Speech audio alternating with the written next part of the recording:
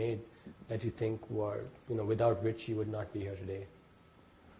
Well, one very important one is to meet your guru in person. I knew that was essential. Although every day I emailed and somehow or other I had contact with Babaji, I knew it was critical for me to meet him. That was like a decision I knew had to be done sooner or later.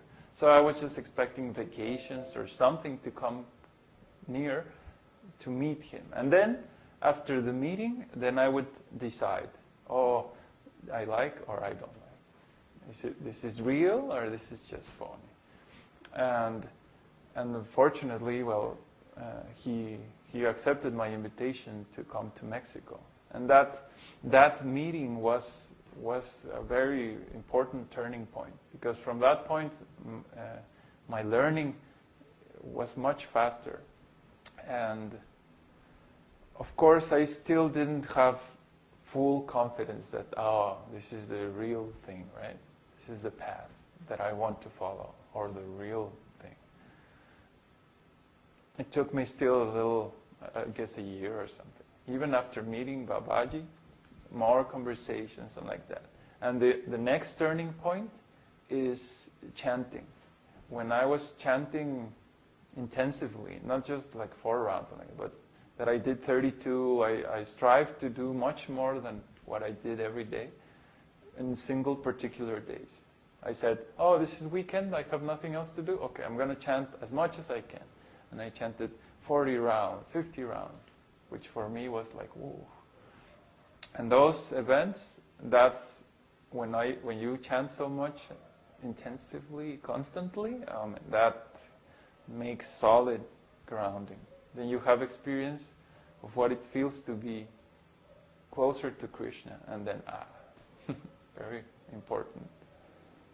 You mentioned that there was still a period over which you had to take to overcome doubts that you had. Mm-hmm. What were these doubts that you had, and what happened that made these doubts vanish?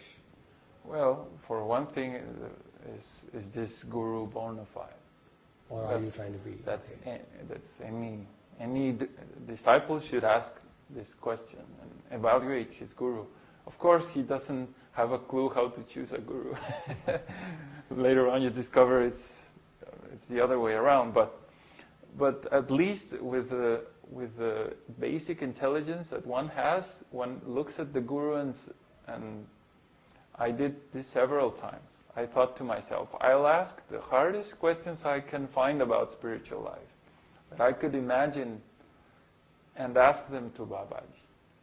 And these were questions that I had not even a clue what were the answers. And every time I did this kind of question to Babaji, every single time I was like, he knows.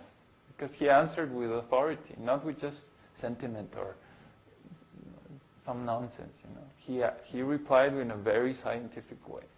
And this helped me a lot.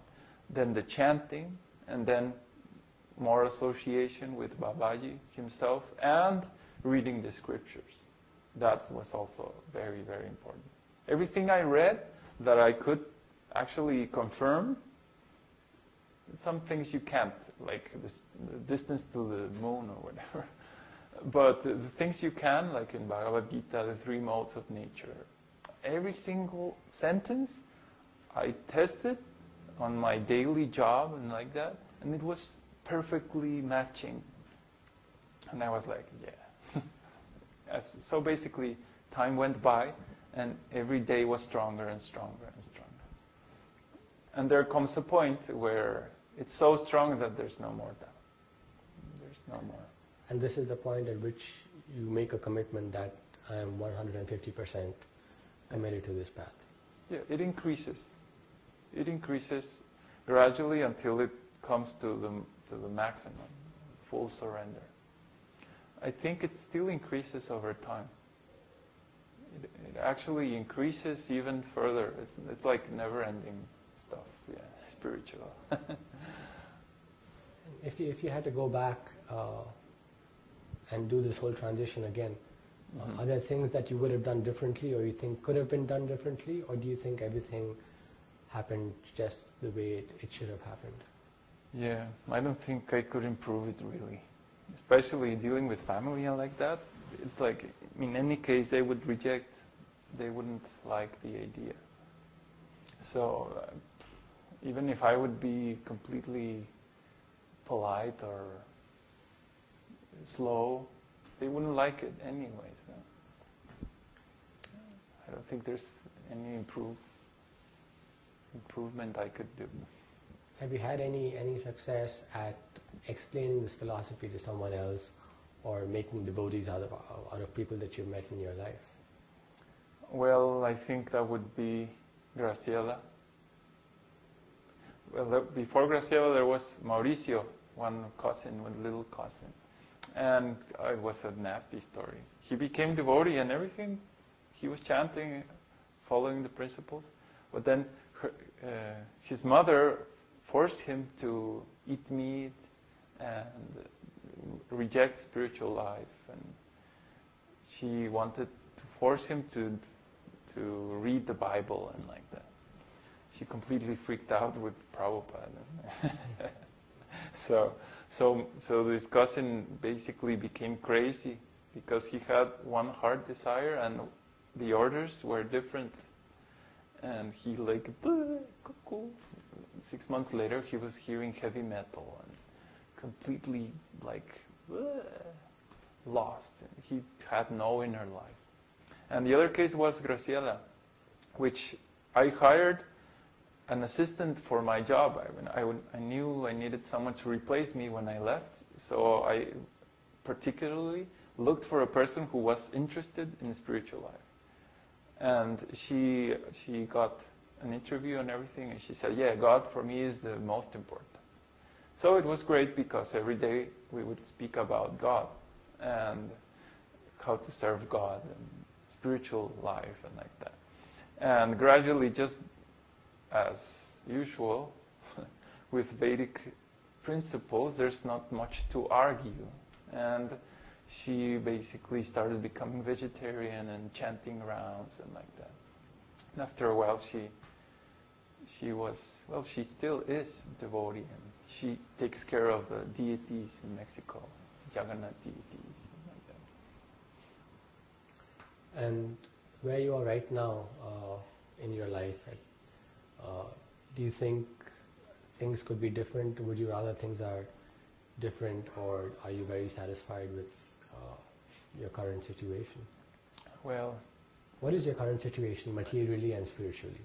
Well, I think it's very clear that for us, for ourselves, we are okay. We have a nice place to live, and we're really not worried, materially speaking.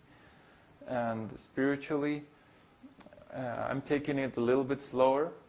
I'm doing the university program, but I was chanting 64 rounds. Now I reduced to 16 because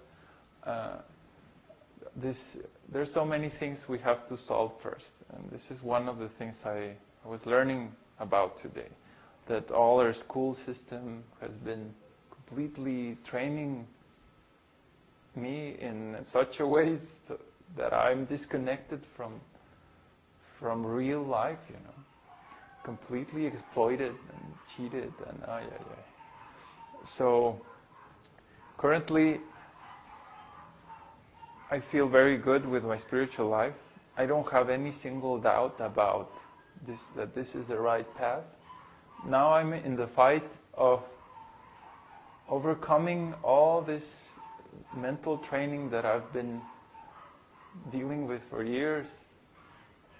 I feel worried because we really need to be self-sufficient and learn. I don't even know how to grow a potato. I mean, really. I have no clue. My only abilities is to computers. That's it. But I have no clue how to raise a potato or milk a cow. Things that are really useful, There's no electricity. What am I going to do? Program? No.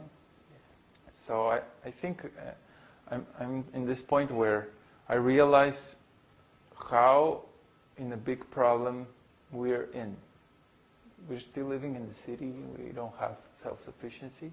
We're working on that. That's our goal and like that. But still it's like, okay, to get there, we have to do a big effort. And then maybe then again focus on a strong spiritual life. But once being out there, we're still part of this nonsense civilization. And that's not very good. And what is your current relationship with material life and the material world and your friends and family who are not devotees? How do you relate to them now? I have almost no relationship. I have decided to isolate myself from that, because every time I contact any family member, it's just sentimental.